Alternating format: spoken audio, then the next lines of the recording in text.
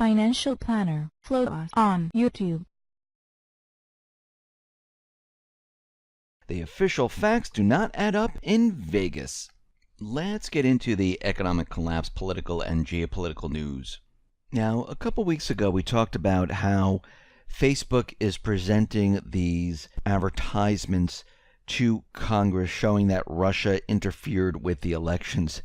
And we're getting a closer look at these Russian advertisements, and a lot of them were for Hillary Clinton. And now they're saying that more than half of the Russian advertisements on Facebook that supposedly influenced the 2016 U.S. elections, well, they actually appeared after the vote was already taken. And this is coming from Facebook. Nobody even saw 1/4 of the ads bought by whoever bought these. 44% of total ad impressions were before the U.S. election, and 56% were after the election. And Facebook is saying that 25% of the ads were never shown to anyone.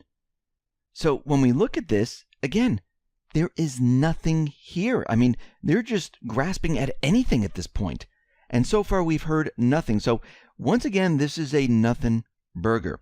Now, we understand that there was some type of sonic blast. This is what the U.S. is reporting in Cuba. And right now, the U.S. is going to expel 15 Cuban diplomats from the U.S. in response to the mysterious health attacks in Cuba. And what's very interesting about this whole thing is that it looks like the U.S. is removing personnel, and of course, to show that, the U.S. is upset with Cuba, we're expelling Cuban diplomats. But why is this happening? Is something going to go down in Cuba? Because it's starting to feel that way, and it's starting to seem kind of suspicious that all of a sudden, because of this sonic blast, which, they couldn't prove where it came from. They didn't know if it came from the Cuban government, and the Cuban government saying absolutely not. They're just, out there speculating, saying, okay, now we need to remove these individuals without, investigating to see what really happened here. Was it caused by something they were doing? But it looks like at this point that they might be preparing to do something in this area or use Cuba for something, and we need to keep an eye on what is going on there. Now, the Islamic State, they are out there, and they are saying that they have captured 2 Russian servicemen in Syria. The Russian government is out there saying absolutely not. All their servicemen are accounted for. There are none missing whatsoever. So who these individuals are, we have no idea. We see top Islamic State members in Deir ez-Zor. They have fled to an area controlled by the U.S.-backed Syrian Democratic Forces, and they are hiding out there and basically being kept safe by the SDF, by the U.S. troops. And again, we understand that the United States, the cabal, basically controls the Islamic State, the SDF, the moderate rebels, Al-Qaeda, and it's all one and the same, and they basically go back and forth in between each other. And we can see when they're in trouble, they hide out with the SDF, with the moderate rebels, and then they come back out, and we can see that this is exactly what is happening. Now, I wanted to talk about what happened in Vegas a little bit further right now, and what we're seeing is that the corporate media is really pushing the gun control angle on this whole thing. But a lot of the facts that are coming out from this, well, they really don't make sense. And before any information was released about the shooter's identity, we knew how many guns there were. There was about 42 guns, 23 of which were eventually discovered in his hotel room. So they reported on that first to let us know that this shooter just brought in a ton of guns into the hotel, which is kind of strange right off the bat. And we have to remember that the guns that were purchased, they were legally purchased by this individual. Now remember, this individual, well, he has no criminal background, no mental illness. They can't figure out a motive as of yet. And there were certain guns in there, like a rifle, which is kind of ridiculous because a rifle does not have the range to hit anyone at the concert. And we see right now that Nevada gun laws, well, to purchase a rifle, shotgun, or handgun, there's no state permit which is required. To possess a rifle, shotgun, or handgun, there's no state permit which is required. Carrying a concealed firearm, it is against the law to carry a concealed weapon without a permit. Semi-automatic guns, it is legal to own a semi-automatic gun in Nevada. Fully automatic gun, it is legal to possess an automatic weapon or machine gun made before March 19th, 1986. Now, they're showing that this individual didn't have an automatic, but had a pump stock where it moves back and forth as you pump the trigger, and it sounds like an automatic type of machine gun. Now, once again, this is kind of suspicious because they're trying to get around what people have heard. Now, High Impact Flicks, which is a YouTube channel, decided to listen to the police scanner. And from the police scanner, they were saying that and this is the police talking, they can hear the police saying we have an active shooter inside the fairgrounds, we have an active shooter midway up the building, we have an active shooter high up in the building, and it's starting to seem like there are multiple gunmen around. So, number one, we have the police on the police scanner. They were saying that there were multiple individuals. Now, the second thing is the Las Vegas casino staff. They were the workers and the hotel guests. They have also confirmed that this wasn't a lone wolf shooter, that there were multiple individuals and they heard multiple shots coming from all different areas. Las Vegas locals are also saying the same thing. A hotel guest, this is an Australian man who was staying in the room next to Stephen Paddock on the 32nd floor, saying that he also witnessed multiple gunmen involved in the Las Vegas attack.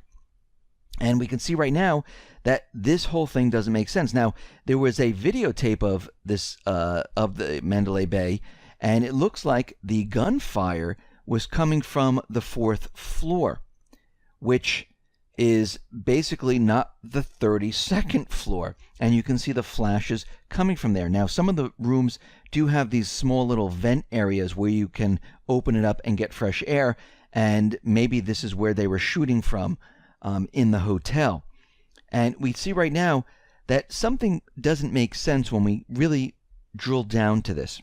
Now, yesterday we pointed out that where the shooter was shooting from, where the corporate media and the officials are saying the 32nd floor, this is about 1,500 feet away where the concert was. Now, to hear the gunshots, it seems a little impossible because there was a concert going on, and the concert was very loud, and it was very, very far away to actually hear the shots the way we did in the concert area, which means there must have been some type of shooter around that area.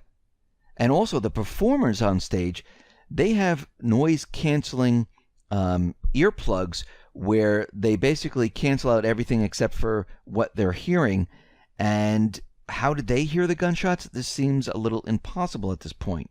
So we have many different things where the facts aren't just adding up. Now, I know they're showing pictures of the shooter dead in the room, and the gun placement and everything seems to be staged where the bullet shells are, and it looks like everything was put into place and staged perfectly. And also there was one picture of the individual laying down, and it looks like the weapon that he was using that had a tripod type of stand, it looked like that was over his leg. And now if he shot himself and he fell to the ground, how did that get like that? That's kind of strange right off the bat. Now, Dabu 7, he discovered that there was a mandatory active shooter training in the area on September 30th, 2017. And again, we've seen this before when they have an active shooter drill before the actual incident, or they have it on the same day. And it just seems like this is happening at the same exact time. Now, we can see there's a lot of individuals in government, and they're calling for additional gun laws. They're going right out and saying this is political. We need to curb the gun problem in America. And once again, these weapons were purchased legally, so this wouldn't have helped whatsoever if you believe the official story. But when we look at this, we can see that there are certain gun facts that we need to understand here. According to the FBI, more people die of bare-hand assaults in the U.S. per year than all the rifle violence, assault rifles included, combined. In fact, homicide via personal weapons like hands and feet is more than double homicides carried out with rifles. Most gun homicides are carried out by handguns in some of America's most destitute communities where national and local governments have failed to keep up with infrastructure, providing education, or economic opportunities. Cities like Detroit, like Chicago, and many others. Now, we can see at this point they are pushing the idea that guns are the problem. Remember, guns will do nothing by themselves, just like a knife, just like a car, just like a truck. But when you put a person behind the car, truck, knife, or gun, or an explosive, all of a sudden, that person can use that weapon to do something. Now, people will say, well, the gun can kill 20, 30 people. Well, we've seen out in Europe, the same thing has happened. Someone drove a truck into a crowd of people and killed the same amount of people. But did they ban trucks? Did they ban cars? No, because everyone looked at the person and said, who is this person? It's funny, when they talk about guns, they don't say, well, was this person on medication? Who was this person? They go right to the gun and saying guns are bad. If someone does a mass stabbing of 15 people, no one says, oh my God, we need to get rid of knives. So it's very odd on how they push their agenda. Actually, it's not really odd. It's done on purpose because they don't want the people to have weapons. Now, we know there's certain agendas associated with all of this. We understand that now hotels are going to be screening people, checking everyone's luggage to make sure that everyone is safe. And again, this is all being done to take away your rights. They've done this on purpose because they want you to feel the pressure. And I feel at this point that what they're doing right now is they're putting a lot of pressure on Trump because he's for the Second Amendment. He works with the NRA, and they're trying to push him into a situation where he talks about gun control. And we can see the cabal is definitely pushing their agenda right now. Now, if we really look at this and we look at guns, banning guns did not stop terrorists in Europe from obtaining completely illegal AK-47s used in Paris, France, used in Nice, France, because those individuals who are going to do harm to others, they don't follow the rules. They get their equipment on the black market. They don't go into a store and purchase it legally. They get it on the black market. So there are full gun bans in different countries, and guess what? It didn't help whatsoever. And look at 9/11, if you want to believe their story. They didn't even use guns. They used box cutters, if you want to believe that story. So we can see right now, everything they're trying to do, all they're trying to do is take away the rights of the people. And when we look at what is really going on with this whole thing, we can see that the facts aren't really there. Yes, the corporate media, they're trying to show that this is what really happened, but there's too much other evidence that's coming in to show that maybe we need a better investigation into what really happened. Of course, they're not going to do this because this was part of the false flag. And we've shown the distances, we've shown the flashing on the 4th floor, and we've seen from the police scanner, from other witnesses, something doesn't add up. And we've seen this before in other false flag events where there were multiple shooters and all of a sudden these people just disappear and they try to push the same official story that there's one shooter, he ended up or she ended up dead, and they go through this whole thing. What happened this time, I do believe, is that they are trying to figure out how to explain all of this because they have this individual who's white, who's 64 years old, and they can't use, he was radicalized. They can't say anything. They would like to, attach this to Trump somehow, some way, which they'll probably get around to doing.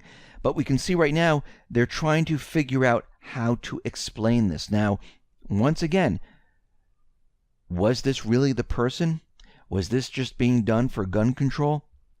Because they're out there screaming and yelling right now. Was this to push Trump into a corner to push gun control and to start, a dialogue in trying to rein in the weapons? Because this is what they've started from the very beginning, and they don't want this to stop. They want to disarm the people. That's their whole agenda. And we can see this is exactly what they're doing right now.